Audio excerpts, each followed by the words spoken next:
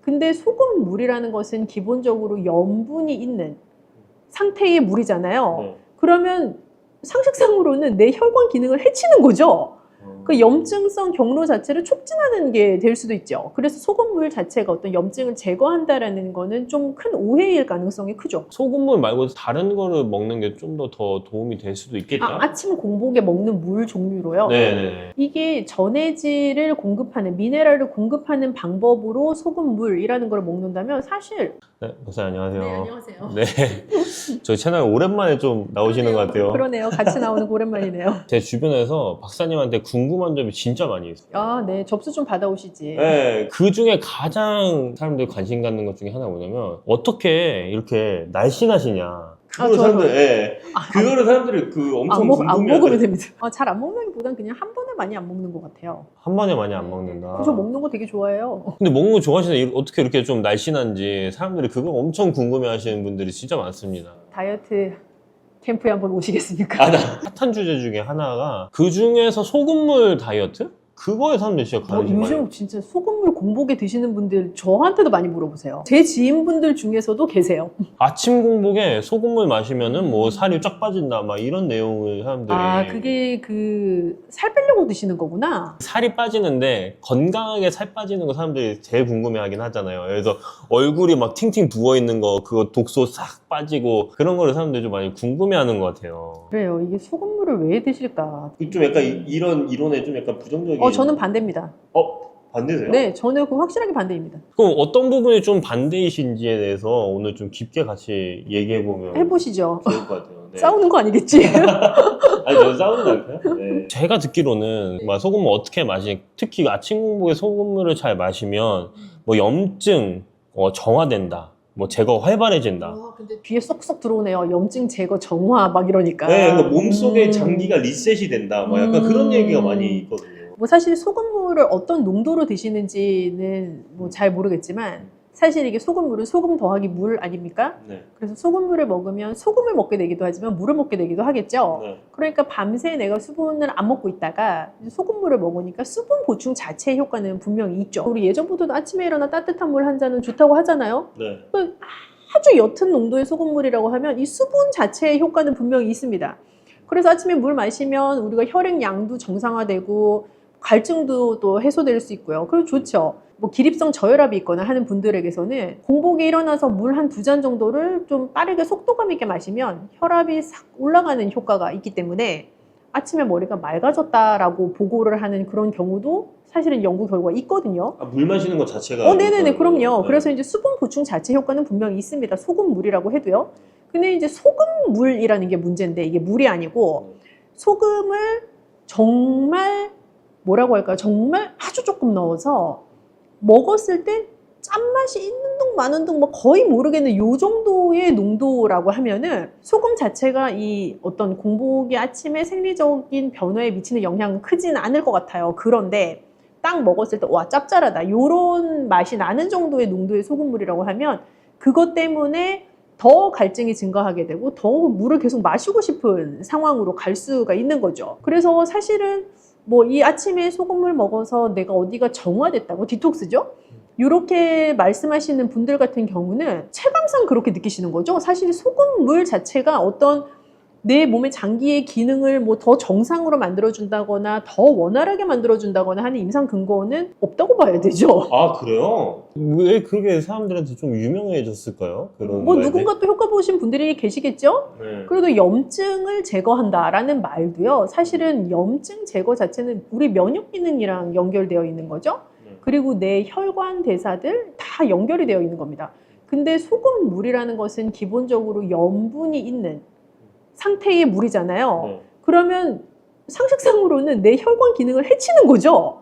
그 염증성 경로 자체를 촉진하는 게 될 수도 있죠. 그래서 소금물 자체가 어떤 염증을 제거한다라는 거는 좀 큰 오해일 가능성이 크죠. 보통 일반 물을 마셨을 때는 소변을 빨리 배출되는데 염분이 있는 거 마셨을 때 그 배출되는 그 속도가 좀 저하돼가지고 몸속에 수분이 오래 남을 수 있다. 막 그런 얘기도 있긴 해요. 이제 그런 차원이라기보단 이게 결국에 소금이라는 것 자체는 Na 플러스 Cl 마이너스로 분해되는 전해질의 일종이란 말이죠. 네. 그러면 이 전해질 물과 함께 타서 먹는 것의 대표적인 게 이온 음료 아닙니까? 네. 언제 이온 음료 드시죠? 운동하고 땀 땀 많이 났을 때. 왜 이온 음료 드시죠? 빨리 흡수되라고. 그런가요? 수분이 빨리 흡수되라고 이온 음료 먹는 거잖아요. 네네. 물론 땀을 통해서 전해질도 같이 없어졌기 때문에 내 몸의 전해질 균형을 채우기 위해서 이온 음료를 먹는 것도 있지만 일반 생수, 일반 물 마시는 것보다 이온 음료 더 빨리 흡수되기 때문에 마시는 거라고 한다면 네. 소금물도 결국 소금물이 짜서 다시 물을 먹고 뭐 이런 류의 순환 때문이 아니고서는 얘도 흡수가 느리다고 할 수는 없겠죠. 그렇지 않을까요? 소금물을 이제 마셨을 때 뭐 한 꼬집에서 뭐 세 꼬집 정도로 마시면 뭐 좋다 하는데 나트륨 양으로 봤을 때는 하루 먹었을 때 그 나트륨 건고치를 넘어가는지 그런 것도 좀 궁금하긴 하거든요. 이제 한 꼬집 이거를 어떻게 그람수로 표현할 것인가를 저에게 물어보시는 느낌인데 네네. 한 꼬집이라는 거는 사람의 손의 용량과 소금의 알갱이 크기에 따라 다르겠으나 보통 우리가 요리에서 한 꼬집이라고 하는 이 핀치라는 단어인데요. 한 핀치는 티스푼으로 따졌을 때 한 6분의 1 티스푼 정도에 해당한다고 보통 평균적으로 생각합니다. 네. 그 6분의 1 티스푼이면 소금으로 쳤을 때 한 0.3g 정도 되는 소금으로 볼 수가 있거든요. 그러면 이 소금은 Na와 Cl로 구성이 되어 있기 때문에 나트륨의 무게 자체는 소금 전체에서 한 39% 정도 됩니다. 네. 나트륨 무게는 한 39%좀 되니까 단위로 환산하면 한 118mg 정도 됩니다. 그래서 한 꼬집이 118mg 정도 되니 뭐 세 꼬집이면 354mg 정도 되죠. 네네. 그러면 뭐 이렇게 평균적으로 따졌을 때 뭐 한 200에서 250mg 정도 되는 나트륨 양이라고 볼 수가 있고요. 우리가 WHO에서 나트륨 양 하루에 뭐 어느 정도 먹으면은 대략 그래도 뭐 안전하겠습니다. 뭐 이렇게 얘기하는 수치들이 있지 않습니까? 네. 근데 한국인은 보통 2,300mg 데일리로 먹는 것까지 뭐 보통 이제 제시를 하거든요. 그러면 이 정도 양 우리가 한 250 정도라고 하면 2,300 대비 한 10% 정도 되겠네요. 그렇죠? 네. 그래서 아침 소금물 자체는 뭐 1에서 3 꼬집이라고 하면 많은 건 아니겠다 싶을 수는 있지만 우리가 또 나트륨의 민족이지 않습니까? 맞아요. 그래서 나트륨을 또 많이 먹기 때문에 한 200mg, 250mg 추가되면은 뭐 하루에 먹는 나트륨 총량은 또 상당히 늘어나게 될 수도 있죠. 소금물 자체에서는 나트륨이 높진 않은데 근데 우리가 하루에 찌개를 먹거나 막 그랬을 때로 비교했을 때는 총량이 추가가 되는 거니까 초과할 가능성이 훨씬 높아진다. 그럼요. 그리고 우리는 어차피 초과해서 먹습니다. 그렇기 때문에 굳이 또 초과를 해서 먹을 필요가 없다. 그게 제가 이 소금물 요법을 별 쓸데없다라고 생각하는 가장 핵심 이유죠. 드라마틱한 변화가 있었다라는 후기들이 좀 몇 개가 있어서 좀 그런 것 같아요. 예를 들면은 혈당이 내려갔다든지 아니면 피부가 갑자기 좋아졌다라든지 그런 내용이 있으니까 사람들이 그 소금물 다이어트라든지 소금물을 마시면서 하는 거를 좀 더 관심을 갖는 것 같아요. 그럴 수도 있고요. 뭐 그런 후기의 관점에서 우리가 생각을 해볼 때 이제 가장 주의해야 될 지점은 뭐냐면 이런 말 들어보셨어요? 연구를 진행할 때 예를 들면 A라는 식품의 효과를 보기 위해서 특정하게 분리된 분들에게는 진짜 A를 주지만 그 외에 대조군인 분들에게는 A를 주지 않고 다른 비슷한 거를 줍니다. 우리가 그걸 위약을 준다라고 얘기를 하는데 다른 비슷한 거를 먹은 분은 A를 먹은 게 아니잖아요. 네. 근데 다른 비슷한 걸 먹은 분도 좋은 효과가 나타나는 경우가 있습니다. 왜게요? 체질 차이인가요? 아니요. 심리적인 효과예요. 왜냐하면 내가 이렇게 건강에 좋은 무슨 연구에 참여하고 있어. 에서부터 오는 심리적인 차이인데 때로는 심리적인 차이 플러스 본인이 이게 내 새로운 루틴에 들어왔네? 그럼 본인은 물론 A를 먹는다고 생각하고 연구에 참여를 하시기 때문에 심리적으로 A의 효과가 나타나는 것일 수도 있지만 한편으로는 내가 이렇게 몸에 좋은 무언가를 하기 위해 연구를 시작했으니 나도 모르게 다른 루틴에도 더 좋은 것들을 이제 하기 시작합니다. 다른 루틴이라면 예를 들면 내가 아침에 달달한 라떼 커피를 마시는 습성이 있었는데 연구에 참여하고 나서부터 그거 안 먹는 거죠. 예를 들면 그런 본인만의 평소와 다른 루틴들을 세팅을 하는 게 이제 인간이라는 동물이죠. 그래서 소금물이라는 것이 이제 몸에 좋아서 내가 따라하기 시작했다면 이제 그 원리대로 생각해 보면 그것도 하시지만 내가 이렇게 몸에 좋은 걸 시작했으니 그런 위약의 효과들이 나타나는 경우들이 있고요. 소금물 자체를 먹어서 뭐가 효과가 나타났다라고 하려면 이 소금물 자체를 아주 연구 중심에 놓은 임상 연구가 대대적으로 시행이 돼야 되는데 지금 그게 아니라 일상생활 가운데 많은 대중분들이 이 요법을 따라해 보시면서 효과가 있다라고 하시는 거기 때문에 그게 소금물을 먹어서 나타나는 효과인지 그분이 다른 거를 나쁜 걸 안 해서 동반적으로 나타나는 효과인지 아니면 소금물도 먹지만 다른 좋은 것도 또 동시에 하셔서 수반되는 효과인지는 아무도 모르는 거죠. 이걸 제대로 임상을 해보려면 일단 모수 자체도 좀 많아야 되기도 하겠지만 진짜 제대로 해보려면 내 평소 루틴을 전부 다 똑같이 하는데 마침 공복에 이것만 마시는 것만 하나 추가하는 정도 그게 그 어떻게 효과를 보면 보기 더 한 좋은 개인의 차원에서 볼 때는 그게 정확한 방법일 수는 있겠죠. 네네. 그러나 이거를 일반화시켜서 모든 사람에게 소금물을 먹는 것이 이러한 건강적인 이점이 있다라고 하려면 통계적으로 그게 증명이 돼야 되는 거죠. 누구에게는 늘 효과가 있고 누구에게는 늘 효과가 없는 것이 음식이잖아요. 네네. 그래서 어떤 분들은 예를 들면 저탄고지 효과를 본 분도 있지만 어떤 분은 저탄고지 해서 나 너무 힘들었다 하시는 분도 계시잖아요. 그렇죠. 모든 것에 대해서 각자의 몸 상태의 반응은 다르니까요. 그러면 아직까지는 이게 효과가 있을 수도 있고 없을 수도 있는 거고 아직 제대로 된 임상이 된 거는 지금 결과는 없다. 그리고 뭔가 이것을 했을 때 별 영향이 없는, 즉 해악이 없는 분들도 많이 계시겠지만 했을 때 오히려 더 안 좋은 분들도 많아요. 고혈압이야. 아침마다 소금물 드세요. 어떻게 되시겠어요? 만성 신부전이야. 아침마다 소금물 드세요. 되겠습니까? 안 되죠. 그렇죠. 이렇게 얘기하면 되잖아요. 만성질환이 하나도 없는 사람들이 하나도 없고 평소에 저염식 하시고 막 땀 뻘뻘 흘리는 운동하시고 이런 분들은 미비 하나 제가 그래도 하신다고 하면 말리진 않겠습니다. 도움이 된다라기보다는 미비 하나 뭐 해악은 없겠다 정도로 저는 해석하겠습니다. 해악은 없다 정도. 제가 소금물에 대해서 약간 이런 이론을 내신 분은 제가 처음 본 것 같아가지고. 다 찬성하십니까? 혹시 저만 혼자 반대하나요? 아니. 제가 이렇게 이 별로 효과가 없다고 말씀드려도 꾸준히 하시는 분이 계실 거라 생각하는데 그 중에 본인이 원래 혈압이 좀 높다 하시는 분들은 기존보다 3일 연속 내 혈압이 높다 하면 중단하셔야 돼요. 매일 아침 체중을 또 측정을 해보시잖아요. 네.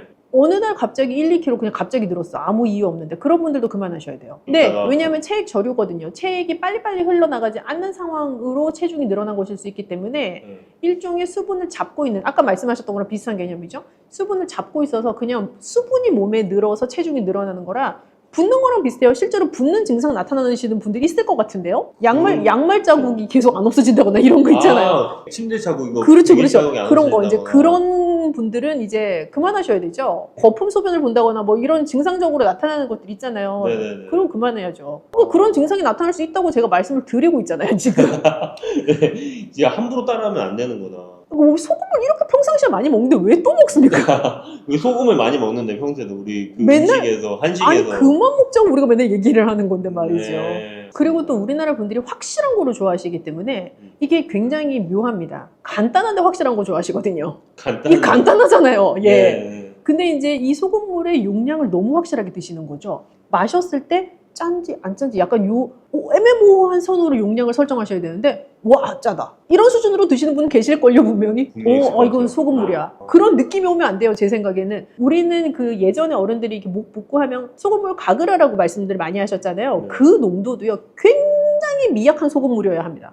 근데 우리는 목에 탁 넣었을 때 와 짜다 이런 느낌이 나는 그런 느낌 소금 딱 이런 느낌으로 각을 하잖아요. 네. 그런 농도가 아니거든요. 원래 각을 하는 농도가. 굉장히 짠 듯 만 듯 막 이런 걸로 해야 돼요. 근데 이 마시는 것도 저는 그러실 거라는 거죠. 뭐 하나 둘 세 꼬집이요? 제가 볼 때는 스푼으로 안 넣으시면 다행입니다.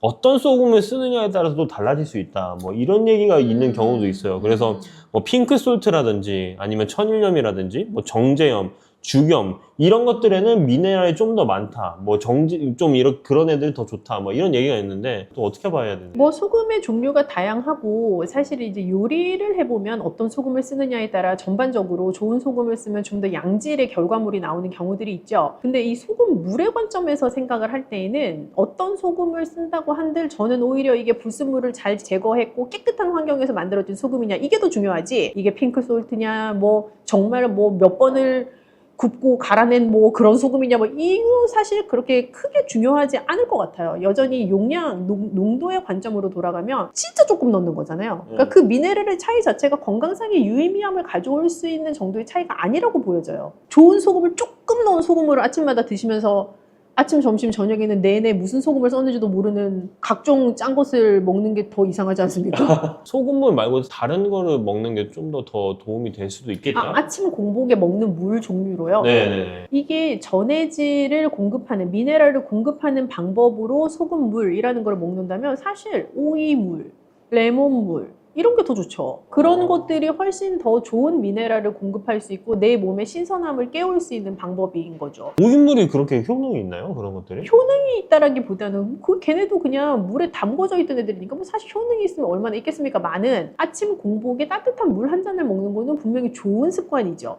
근데 그냥 일반 맹물을 먹으라고 하니 다들 먹기 힘들어 하시잖아요. 네네네. 그러니까 소금물을 먹든 물을 선택을 하시는 걸 거란 네네네. 말이죠. 그러니 그게 레몬물이든 오이물이든 나한테 맞는 자연 재료를 우려낸 물은 내가 좀 더 편하게 물을 마실 수 있게 해주고, 그러니까 수분 섭취의 효과를 극대화하기 위해서 하는 행위인 것이지 그냥 맹물 드셔도 됩니다. 붓기 빠지는 데 특히 도움이 될 수 있는 그런 유형도 붓기요? 네. 제가 또 말씀드리지만 밤에 야식 먹고 아침에 일어나서 붓기를 뺄 생각을 하지 마시고 밤에 야식을 안 드시는 게 답입니다. 그 저한테 많이 물어보시는 것 중에 하나가 제가 뭘 먹으면 살이 빠질까요? 이렇게 물어보신 분들이 계세요. 제가 늘 이렇게 대답하죠. 뭘 먹어서 살이 빠지는 건 없습니다. 뭘 안 먹어야 살이 빠지죠. 그렇잖아요. 명쾌하네요. 뭐 우선 스스로 생각할 때 건강상의 문제가 없으셔야지 시작을 하실 수가 있어요. 예를 들면 만성 질환이 있는 단계, 즉 염분 섭취에 주의를 하셔야 되는 분들은 절대로 하시면 안 되고요. 아침에 내가 매우 건강이고 한번 시도해보고 싶다, 나의 건강을 찾을 수 있는 또 새로운 루틴으로 만들어보고 싶다라고 하신다면